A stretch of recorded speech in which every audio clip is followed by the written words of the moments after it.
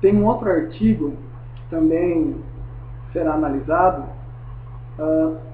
chamado Ludwig Feuerbach, Do Homem para Deus ao Homem Deus, A Fé e o Milagre.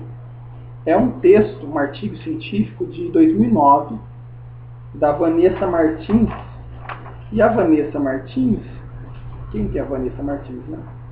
Vanessa Martins é mestra em filosofia pela...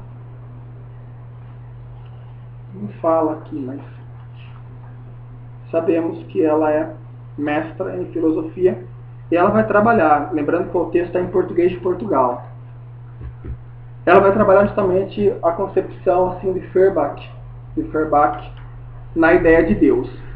E aí, para isso, eu também fiz é de 2009 o texto, uma pequena resenha do artigo, primeiro para ver se eu compreendi bem, para depois poder fazer análise aqui. Aí é o seguinte, logo no início do artigo, encontramos uma citação do escritor alemão Goethe, que compara a religião com uma caixa econômica, ou com caixa econômica.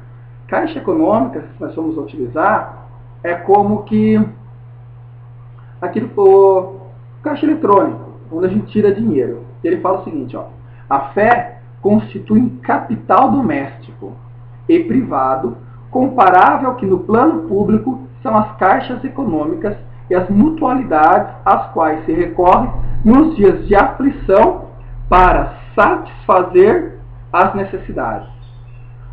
Ou seja, vemos claramente a ideia de que a religião aqui pode ser entendida como imediatista. Ou seja, eu só vou procurar por ela quando estou em situação de aflição. É como se, agora eu entendo a comparação, por que você vai no caixa eletrônico? Porque você precisa de dinheiro. A ideia é que, por que eu vou para a igreja? Porque eu preciso de alguma coisa. E depois que eu consigo aquilo, eu só vou retornar nessa igreja quando tiver outra necessidade. Utilizando essa citação do escritor alemão Goethe, nós vamos perceber justamente, logo de início, a crítica que está por detrás de que a religião, a palavra não é auxilia, mas ela dá embasamento ou cura aflições do ser humano. Por que você vai na igreja no fundo? Porque você está triste, porque você quer um sentido, porque você quer um direcionamento, porque você quer dinheiro, porque você quer ser feliz. Não deixa de ser, no fundo, o quê? Um lugar onde eu preciso de algo. Eu vou lá porque eu preciso de algo. Logo na introdução do texto, fica-nos claro o grande dilema que o homem, de uma forma geral, enfrenta ao longo de sua vida. Este homem passa por crises, conflitos, problemas econômicos e não surge apenas uma crise existencial, mas muito mais surge uma crise de luta entre acreditar e não acreditar. Qual que é a ideia do homem moderno hoje em dia? Que ao longo da nossa vida, nós passamos por altos e baixos. Esses altos e baixos podem nos levar a uma crise de fé, em acreditar ou não acreditar. Como que eu vou acreditar em Deus se Ele deixou minha mãe doente? Como que eu vou acreditar em Deus se Ele não me dá nada em troca, mesmo eu indo na igreja? Eu não vou mais acreditar em nada. Da mesma maneira, o inverso. Nossa, consegui um emprego, que bom, obrigado, meu Deus. Nossa, eu rezei tanto e Deus concedeu a cura da doença da minha mãe. Percebe? É esse o dilema que o homem vive. Que ele vive uma crise de fé. Deus ajudou? Aplausos para Deus, sou super cristão. Deus não ajudou? Não sei se eu vou acreditar mais em Deus. Não sei se eu vou mais na igreja. É essa crise atual, segundo a autora. É uma crise de luta entre acreditar e não acreditar. Diante de todas as maldades do mundo, eu digo, a crença ou a descrença são os personagens que sobem ao ringue para o duelo. A grande questão que surge no homem é se ele deve acolher a Deus para mais facilmente viver a sua vida ou tornar-se responsável pelos seus atos, desbravando seus próprios caminhos.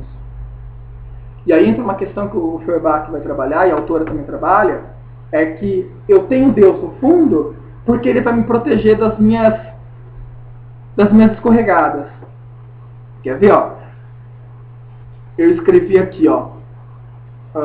É como se com Deus ao lado o homem tivesse desculpas com o pecado, com a tentação, com a bênção de Deus. Os erros nossos, para aquele que acredita em Deus, no texto, e aí utilizando Feuerbach, é que a pessoa utiliza Deus para eximir-se da culpa. Para falar, não fui eu que errei. Um exemplo. Eu traí a minha mulher porque o pecado, porque a tentação era maior, porque o pecado do olhar foi maior, percebem? Ou seja, a ideia de que Deus é um auxílio que me livra da culpa, que me serve como um afastamento das minhas responsabilidades. Do outro lado, você percebe que aquele que não acredita em Deus assume todos os erros para si. Por que a pessoa traiu? Porque ela quis, não porque ela teve tentação, ou porque ela olhou para a carne da outra pessoa, porque o pecado, porque o demônio. Percebe? A pessoa que não acredita em Deus, ela assume todo o pecado para si, ou melhor, não é nem a palavra pecado, né? Todo o erro para si. Enquanto que a pessoa que acredita em Deus, e aí vamos deixar claro, é Feuerbach falando, meio que divide a culpa. Eu errei, mas na verdade quem errou foi o demônio.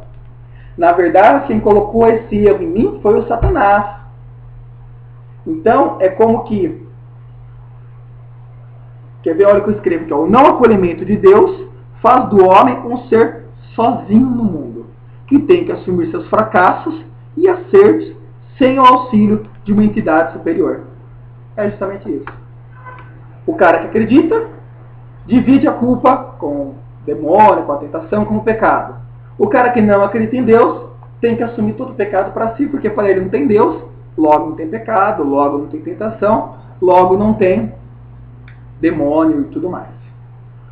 O artigo, escreve eu, tem por intuito encontrar o verdadeiro significado de fé, que para a autora seria como que a adesão a uma pessoa na confiança e só no segundo momento na sua compreensão e aceitação do seu testemunho, sendo portanto necessário uma aplicação da razão aos conteúdos da fé.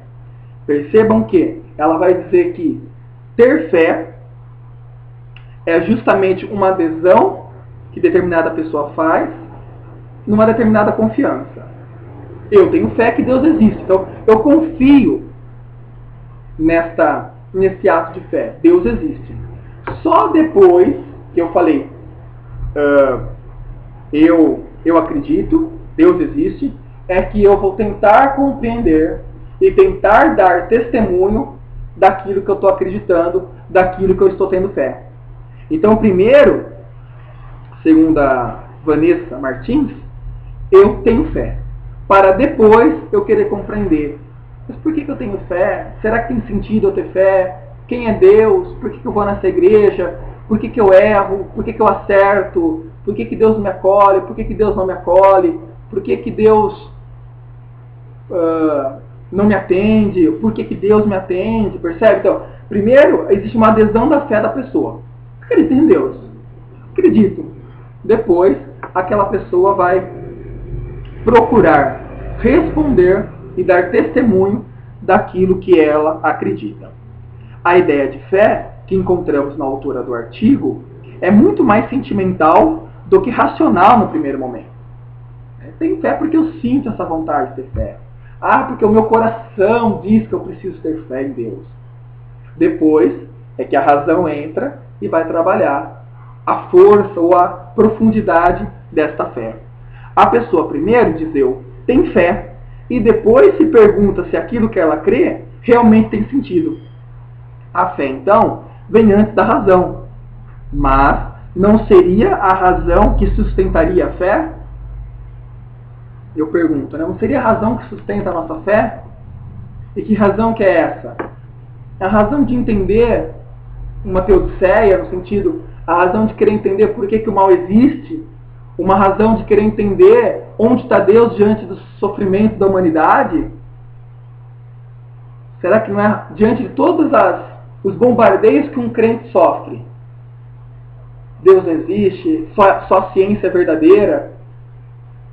Será que não é essa razão que sustenta a fé? Não, eu sei que a ciência acerta em muita coisa, eu sei que o mundo aí está pegando fogo, mas eu acredito, mesmo assim, diante de todos os livros, artigos, escritos, discursos contra Deus, mesmo contra toda essa crença, eu continuo acreditando. Será que não é a razão então que sustenta a fé? O ato de ter fé abre os olhos do ser humano para outras perspectivas. O que antes era acaso passa a ser Deus. O que antes era ciência passa a ter a mão de um Criador. Quem começa a ter fé, seus olhos se abrem para um outro tipo de olhar. Não é mais a montanha que foi criada pela sedimentação, rochas, não. Olha como Deus fez linda aquela montanha. O homem não é mais um descendente apenas do macaco e tal. Não, olha como Deus me fez bom, como Deus me fez bonito, como Deus me fez inteligente. Percebe? Uma pessoa de fé tem uma ótica diferente, ele pensa diferente. Uma pessoa que não tem fé, se ganhou na Mega Sena, eu tinha que ganhar. A probabilidade de eu ganhar na Mega Sena era de 1 para, sei lá, 20 mil. Não é, muito mais, né? Agora a pessoa que fala, não, olha, Deus quis que eu ganhasse na Mega Sena. Nossa, olha como Deus me ama, metade eu tenho que dar para a igreja, porque eu rezei tanto para ganhar na Mega Sena. Vejam, né? Perspectivas diferentes, pontos de vista diferentes. Feuerbach tira a divindade de Deus e coloca no próprio homem. Por isso que afirmar o ateísmo de Feuerbach é não reconhecer que, no fundo, ele está querendo dizer. Feuerbach tem que tomar cuidado, falar que ele é ateísta é meio complicado. Porque ele vai tirar a ideia, ele é mais um humanista do que um ateísta, no sentido, ele vai colocar toda a projeção que o homem faz de Deus no próprio homem.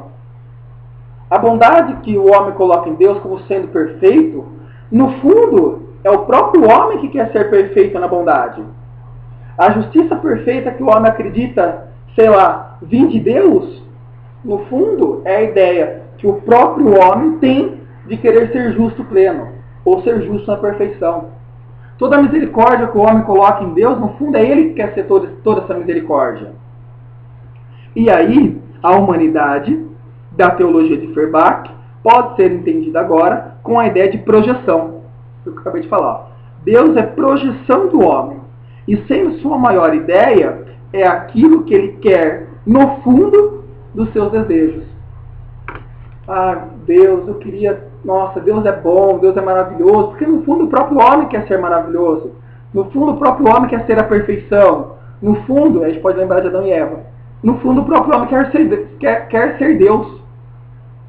Mas, desculpa, como ele não consegue ser Deus, como ele não consegue ser essa perfeição, existe um Deus. Deus é tudo isso que eu não consigo ser. Então, essa ideia de Deus é do próprio homem, em Feuerbach. O milagre, que a gente vai estudar logo abaixo, demonstra no fundo que o responsável pela mudança então não foi Deus, mas a própria ação do homem. Será então a religião que falará melhor sobre o homem, onde os predicados que utilizo para Deus deveriam, no fundo, ser atribuídos ao homem. Duas coisas aqui. Primeiro, então, o milagre, que a gente vai estudar agora. Primeiro, já passar pela fé e depois pelo milagre. É o quê? O milagre é aquilo que o homem desejou e realizou nele mesmo. A mudança, e isso vai ser milagre, né? Aquilo que muda de uma hora para outra, no fundo, não é Deus que realiza a mudança, mas é o próprio homem que realizou o milagre da minha vida. Eu sou diferente. Claro que aí é a concepção desse pensador. Não foi eu falando aqui. E depois ele vai falar que o melhor jeito de querer entender o homem, então, está na própria religião. Porque toda essa projeção que o homem faz para Deus, perfeição, bondade, justiça, misericórdia, perdão, a ideia de Deus como Pai, é a melhor forma de querer entender o homem. Então, se nós entrarmos no estudo da religião, nós vamos estar, no fundo, querendo entender o próprio homem. E para isso é preciso fé, e para isso é preciso trabalhar as concepções também de milagre. E a fé que possuímos é extremamente marcada pela tradição judaico-cristã, que auxilia-se da história para mostrar o evento Cristo. Essa concepção assume que Deus entrou na história dos homens por seu Filho Jesus Cristo, mantendo-se até os dias atuais através de sua igreja, mandamentos, palavras, e no caso da Igreja Católica, pelos sacramentos. A fé, no âmbito da Igreja Católica, é um dom divino, onde o próprio Criador concede às suas criaturas para que eles possam, pela liberdade, contemplar o mundo criado por ele e ver nesta criação traços do divino. Ou seja, o que é fé? A fé é aquela concepção que nós temos judaico-cristã, do judaísmo do Antigo Testamento com o cristianismo do Novo Testamento, de que ter fé é acreditar em Deus, ter fé é realizar atos e obras que Deus pede naquilo que é constituído como Sagrada Escritura. Isso é a fé. E mais, diz a autora, a fé tem de possuir desse modo, quer pelas orações, celebrações ou sacramentos, uma linguagem específica, já que não é um conhecimento, mas sim uma experiência pessoal. A fé é experiência pessoal. Eu não posso falar que a minha fé é igual do meu irmão, que é igual da minha mãe, que é igual do meu pai. É a minha fé. Não é igual do meu amigo. Eu e um colega vamos a determinada celebração. A minha fé perante aquilo é diferente da fé do outro. Por isso que essa linguagem específica pode ser entendida como as denominações que colocamos para Deus. Deus como Pai, Deus como a encarnação do seu Filho, Deus como bondade, Deus como amizade. E por que isso? Porque a tradição trabalha essa ideia de que Deus é isso, que Deus é aquilo. Você escuta desde criancinha, ah, Papai do Céu. Ao mesmo tempo que você escuta desde criancinha, ó, Papai do Céu não vai gostar. Papai do Céu vai ficar bravo se você fazer isso ou falar aquilo. Tudo isso, no fundo, pelo autor, a gente consegue entender, é o quê? É a ideia de que a fé é passada pela tradição. Meu pai e minha mãe têm fé, logo o filho vai ter fé também. Hoje, na modernidade, a gente percebe que não é mais bem assim. Mas, no geral, até os seus 12, 14 anos, a criança segue a religião dos pais. Vai onde o pai vai. Para depois, sim, quando começa a ficar mais adulto, eu não quero mais, eu vou mudar, eu vou naquela, não vou mais nessa. Nisso vamos percebendo, então, que surge a ideia de milagre no texto. E a concepção de milagre é definida como? Está lá no nosso texto, na página 10. Acontecimento que supera as possibilidades naturais, causado pela onipotência de Deus, em substituição das causas naturais. Podemos dizer, então, que milagre é aquilo que Deus realiza, transformando o natural pelo sobrenatural. Enquanto a ciência vai trabalhar a ideia de causalidade, ou seja, uma coisa aconteceu porque outra teve que acontecer, o milagre não. O milagre não precisa acontecer algo para depois ter o milagre. O milagre acontece. É um corte que Deus faz, ou seja, ele entra pelo sobrenatural, com todo o seu poder, na onipotência de Deus, ele entra e transforma. Por isso que é como se o milagre fosse realizado do nada. Do nada eu me curei, do nada eu ganhei, do nada aquilo se tornou concreto. A dificuldade que a razão possui em querer compreender e aceitar a fé está justamente envolvida na ideia de que Deus não segue leis físicas. Como assim? É a ideia de que ele escreve certo por linhas tortas. É impossível, na ciência, conceber que uma pessoa que tem câncer terminal se cure. Porque ultrapassa as leis. É, por exemplo, abominável para a ciência pensar que o mar vermelho foi aberto.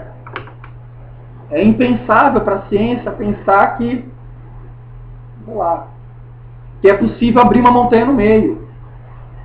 Porque isso extrapola as leis físicas. Extrapola aquilo que é natural. E isso tudo é fé, isso tudo é milagre. Então o homem, no fundo, acredita num poder ilimitado. Né? O Deus do impossível. Deus pode tudo. Deus pode fazer tudo. E esse poder fazer tudo dá ao homem, e aí usando o Feuerbach sempre, dá ao homem o quê? A ideia de que o ser humano vive essa esperança. Essa esperança quase que, não vamos dizer louca, mas essa esperança de que de uma hora para outra tudo vai mudar. De uma hora para outra Deus vai intervir e vai resolver a minha vida num estalar de dedos. E aí a gente pode resumir isso como diz Feuerbach. A fé não é senão a fé na liberdade absoluta da subjetividade. E o que é a subjetividade? É aquilo que está no próprio indivíduo. Pensando na ideia de projeção, né? Ou seja, homem para Deus. O milagre, o impossível, que só Deus pode realizar, acontece porque existe uma liberdade tremenda, e a gente pode pensar em fantasia, e a gente pode pensar em imaginação no próprio homem. A imaginação pode me fazer querer intuir que a montanha pode ser dividida no meio. Logo, isso pode ser milagre para Deus. O mar, na minha imaginação, pode ser aberto. Logo, o milagre do mar ser aberto por Moisés é verdadeiro, ou pode existir. No texto, até ela vai trabalhar com a questão da água que se torna vinho. Na minha imaginação, é possível eu pensar que a água pode se tornar vinho. Logo, Deus pode realizar o milagre da transformação da água em vinho. Na atualidade, nós vamos perceber então que o milagre se torna milagre por causa do seu modus de operação. E que modus de operação é esse? É o desejo que aparece pronto. Não de uma forma de etapas biológicas, com o trabalho, mas sim finalizado, de uma hora para outra. Por isso que a razão negará o milagre, já que acontece sem explicação, sem etapas, sem começos e sem fim. O milagre nos abre também para uma certa confusão. Que confusão que é essa? É a confusão que o texto vai trabalhar de que uma hora estava assim, outra hora não está mais. Uma hora está água, uma hora virou vinho. Como assim? Está vendo? Gera confusão. O milagre pode gerar confusão. Quando a pessoa sente o milagre na vida dela, como a pessoa não andava, ela passa a andar. Aquele primeiro momento dela de milagre, de euforia, também passará por uma confusão. Meu Deus, né? Eu não andava, agora estou andando. Essa expressão que eu fiz é a da confusão que o milagre faz acontecer. Porque o milagre é justamente esse modus de quebrar etapas. Você não precisa fazer isso, isso e isso para ter o milagre, ou para a mudança acontecer. Mas ele encurta tudo, ele faz sem começo, sem meio, sem fim. Ele dá pronto. A ideia de que eu não preciso fazer fisioterapia para andar. O milagre vem e resolve todo esse processo. Na atualidade, o texto vai terminando. Na atualidade ocorre que o homem centrou-se em si e esqueceu-se da importância do outro em sua vida. A autora trabalha a ideia de um equilíbrio entre razão e a fé, diz ela. A necessidade do equilíbrio entre fé e razão é justamente o contributo que a fé proporciona para o homem, que é sair de si mesmo e ir ao encontro do outro. Se, segundo Feuerbach, o homem vai mudando sua vida sem ter intervenção divina, não é menos importante reconhecer Deus, buscando o que de mais importante podemos tirar: a ideia de reconhecer no próximo igual, irmão e merecedor de respeito e compreensão. O que a autora conclui aqui? Mesmo Feuerbach falando que o milagre acontece porque no fundo o próprio ser humano quis, que a própria ideia de Deus é a projeção do homem, é importante a autora perceber que Deus também faz você sair de si. A ideia dos mandamentos te obriga a ir ao encontro do outro, a você respeitar o outro, a você ter igualdade com o outro, porque todos, segundo a concepção judaica cristã, somos criaturas de Deus, somos filhos de Deus.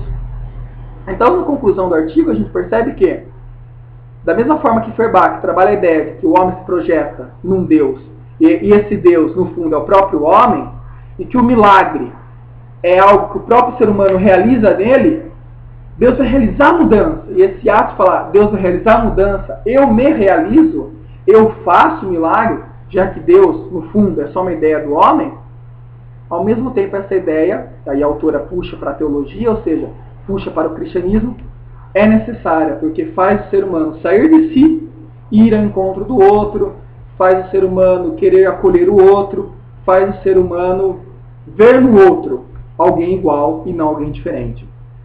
Acho que o artigo da Vanessa Martins trabalha muito isso. Claro, que teríamos que ler Feuerbach, teríamos que aprofundar muito mais as concepções que ele faz, mas é muito, de uma forma simples, né? A gente tentou sintetizar, mas eu sinto que o artigo trabalha isso. E em cima disso dá para tirar muitas reflexões.